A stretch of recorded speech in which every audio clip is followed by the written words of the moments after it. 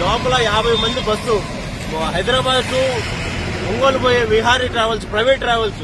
ఇదే విధంగా కర్నూలులో జరిగిన తర్వాత మళ్ళా రెండోసారి ఇటువంటి నిర్లక్ష్యమైన బస్సులు మన గవర్నమెంట్ లో నడుపుతున్నారు. మన గవర్నమెంట్ కి బాధ్యత లేదా?